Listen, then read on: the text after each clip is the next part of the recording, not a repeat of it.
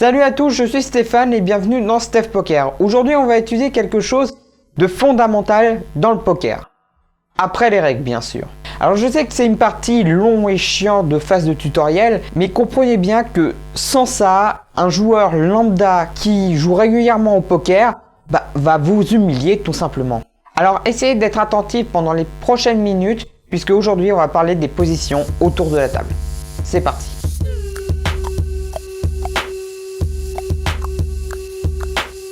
Donc tout d'abord, on va étudier les cas avec le maximum de joueurs. Donc par exemple, on va étudier sur une table de 10. Vous avez distribué les cartes pour déterminer les boutons, on distribue les cartes. Et le premier joueur à parler, c'est celui qui est à gauche du bouton. On appelle cette position l'UTG. D'ailleurs, qui est l'abréviation de Under the Gun, qui peut être traduit par sous le pistolet, sous la détente, enfin vous en faites ce que vous voulez. Et il porte bien son nom en fait, puisque vous êtes le premier parole. Je m'explique, vous êtes le premier à parler sur 10 joueurs. Et que parmi ces 10 joueurs, va peut-être y avoir Sofiane qui va attendre impatiemment que tu relances avec ton 7-8 de carreau parce que tu t'es dit « Waouh, c'est de même couleur et en plus c'est des cartes qui se suivent, donc il faut que je relance !» Oui, mais sauf qu'il va te relancer avec peut-être une paire de dames ou voire même As-Roi. Et c'est très simple, il suffit juste qu'il touche une paire pour qu'il te domine, puisqu'il faudra dans ce cas-là un brelan ou une double paire pour pouvoir le battre. Donc, à moins d'avoir deux figures ou au minimum une paire, voire paire de 8, 9 pour commencer, ça ne sert à rien de jouer cette position. Sauf, et je dis bien sauf, si vous êtes beaucoup moins de joueurs. Genre vous êtes 5.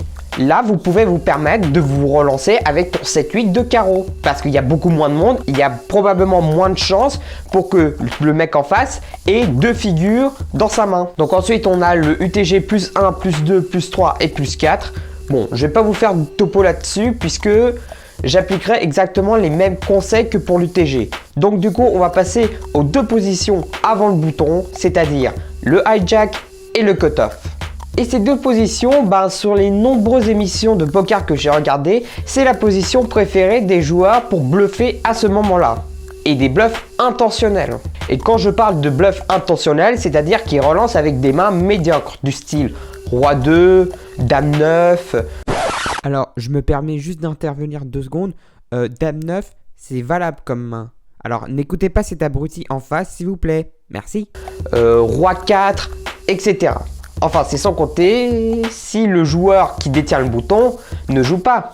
Ah oui, parce que on est très clair là-dessus sur tous les joueurs. Le bouton est la meilleure position à avoir au poker, puisque quand vous jouez cette position, après le flop, vous êtes le dernier à parler. Donc, vous pouvez faire un rapide topo de ce qui se passe à la table, du genre « Ah, lui, il a relancé, lui, il s'est couché, lui, il a juste suivi, ou il a juste checké », pour pouvoir prendre la meilleure décision possible. Et donc, vous pouvez mettre une pression supplémentaire aux autres joueurs, vu que vous êtes le dernier à parler, dans l'exemple où tout le monde a checké, vous pouvez relancer à ce moment-là pour obliger les autres joueurs à réagir aussi. Bon, sauf s'il est UTG, mais moi, j'y peux rien, je suis désolé. Donc ensuite, vient la petite blingue qui est avec l'UTG, l'une des positions les plus délicates à jouer. Parce que certes, vous êtes un des derniers joueurs à parler pré-flop, mais sauf qu'au moment du flop, ce sera vous le premier à parler. Et à ce moment-là, vous vous retrouvez un petit peu comme dans la position de l'UTG. Sauf que là, c'est juste après le flop. Mais il y a un peu plus de joueurs qui considèrent la petite blinde comme un chef d'orchestre. Je m'explique. Parce qu'au flop, vous êtes le premier à parler. Et donc, ça peut être vous qui peut être le premier à influencer les autres joueurs. En les forçant à relancer, à checker ou à suivre tout simplement selon l'action que vous faites. Et de ce fait, vous pouvez influencer indirectement les autres joueurs à faire quelque chose qui inconsciemment ne le feront pas. Par exemple, en relançant, vous espérez qu'il relance à son tour ou qu'il paye tout simplement pour pouvoir gratter encore plus de jetons. Mais encore une fois, ça dépend du type de joueur que vous avez en face de vous. Et c'est exactement pareil pour la grosse blinde, si elle a tenté que la petite blinde se couche. Mais bon, à peu près, ça c'est les cas d'école que je vous donne. Puisque après, toutes les situations au poker sont très différentes dans le sens où ce n'est pas le même type de joueur, les mêmes cartes, le même flop, le même nombre de joueurs, le même nombre de stacks. Il y a énormément de paramètres à prendre en compte. Et c'est ça qui est génial avec le poker, car de ce fait, on est considéré comme éternel étudiant avec ce jeu.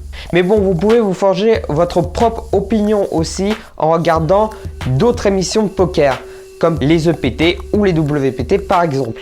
Et de ce fait, je vous recommande très fortement de regarder de nombreuses émissions de poker. Certes, ils durent 50 minutes minimum, mais si vous voulez vous forger une culture poker digne de ce nom, je vous implore de regarder les émissions de poker. Sauf 100% Poker et la Maison du Bluff. Ça, je vous y refuse totalement de regarder ça. En tout cas, j'espère que cette vidéo vous a plu. J'espère que vous avez appris quelques trucs quand même avec cette vidéo. Et dans notre cas, nous, on se revoit pour la première vidéo d'actualité poker. C'était Steph Poker. Ciao tout le monde.